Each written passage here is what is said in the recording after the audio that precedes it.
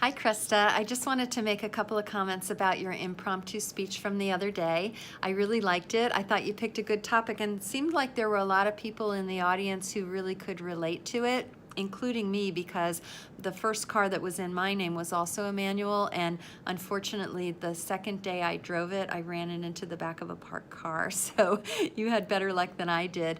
I want to say that you have a really nice smile. You should smile more during your speeches. Smiling at the audience can engage them and make you look friendlier and make them like you better and make them want to listen and look at you. So use that. Thank you for getting dressed up. You're the only one who did in the whole class, and you really did look nice, and I appreciated that, and I think the audience appreciates it when you respect them enough to come dressed nice to a speech.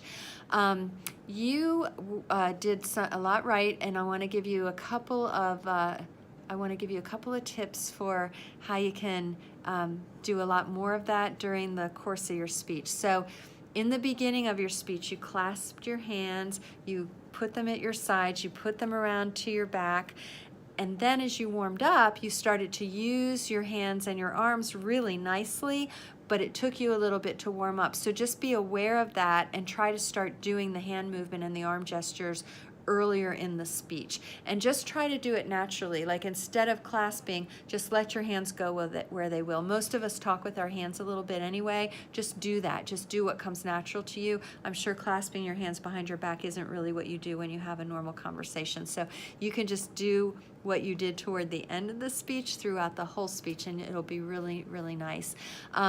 I could tell you were very, very nervous, but I thought that your tone was conversational. Your story was interesting. It was easy to pay attention to the whole time.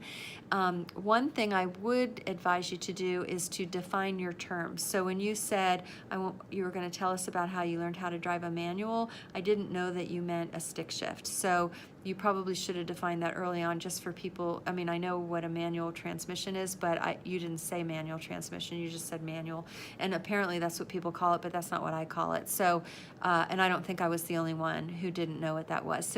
So just be aware of that. I think that's all I want to tell you. I did enjoy your speech, and I'm looking forward to hearing the next one.